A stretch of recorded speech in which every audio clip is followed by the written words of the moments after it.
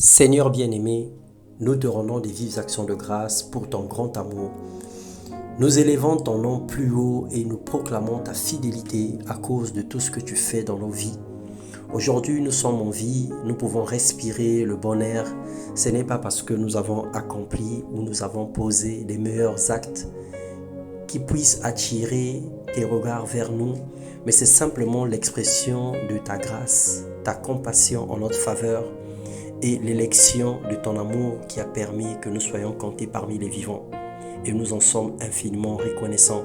Nous ne pouvons pas nous enorgueillir par rapport à cela, mais nous regardons plutôt comme une opportunité encore ce matin de bénir ton nom, de te glorifier, d'exercer l'amour du prochain et de ne pas paraître comme étant supérieur aux autres. Que toute la gloire te revienne dans le nom puissant de Jésus. Amen. Bonjour bien-aimés frères et sœurs, que le Seigneur vous bénisse. Bienvenue dans notre partage quotidien. Ce matin, nous allons parler du péché, ses symptômes, les causes et les conséquences du péché. Dans Tite, le chapitre 2, les versets 11 à 14, il est écrit « Car la grâce de Dieu, source de salut pour tous les hommes, a été manifestée.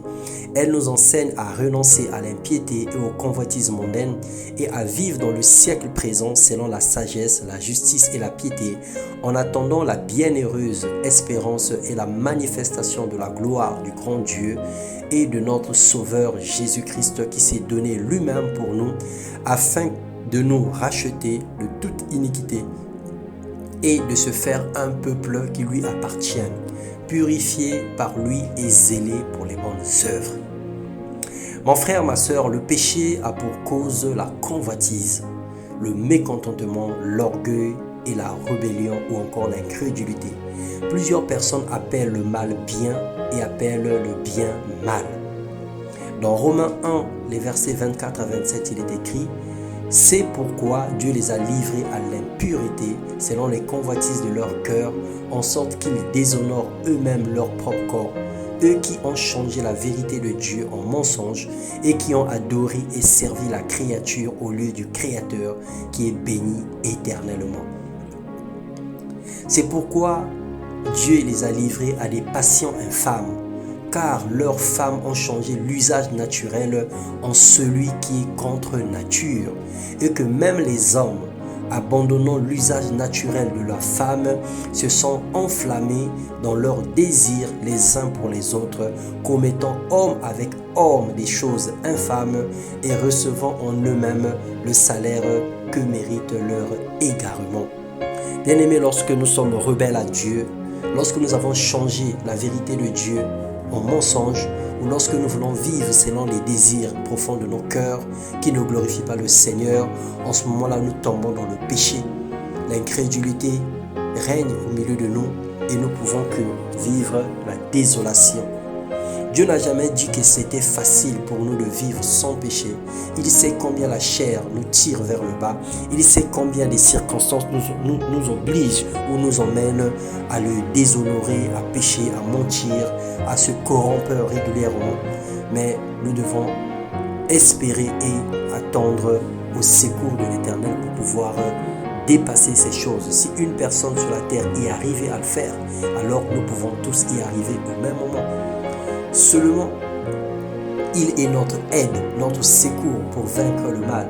Nous devons nous saturer de la parole de Dieu et de mettre en pratique, selon Josué 1:8, que le livre de la loi ne s'éloigne pas de nos bouches. Nous devons la méditer régulièrement pour apprendre de Dieu ce qu'il y a d'important, ce qu'il y a de nécessaire pour ne pas s'attacher à des choses qui ne le glorifient pas. Dans Acte 2, le verset 21, la Bible déclare « Alors quiconque invoquera le nom du Seigneur sera sauvé ». Donc aujourd'hui, la cause du péché, c'est la convoitise, c'est l'incrédulité, la rébellion et toutes ces choses. Et les symptômes du péché, c'est le manque de sagesse, c'est l'injustice, l'impiété et le manque de crainte de l'Éternel. Et la conséquence de tout cela, c'est la mort que ça peut engendrer. Car une seconde après la mort, nous n'avons plus rien à faire, nous n'avons plus rien à réclamer. C'est pendant que nous sommes en vie. Alors aujourd'hui, je ne sais pas, tu fais face à quel défi, à quel péché qui s'attache encore à toi.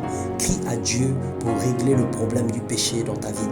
La mort a des rendez-vous fantaisistes. Personne ne connaît ni la seconde ni l'heure. Le temps, c'est maintenant et aujourd'hui.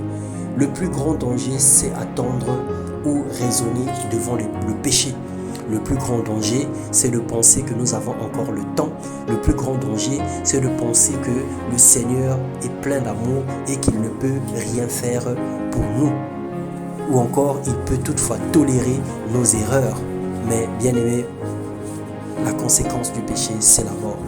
La mort, séparation éternelle entre l'homme et Dieu, mais aussi la mort physique qui est l'extinction de la vie humaine sur la terre. Alors si tu veux vivre et si tu as le goût de la vie éternelle, si tu as la crainte de Dieu, alors c'est aujourd'hui et maintenant que tu dois régler ton problème avec Dieu.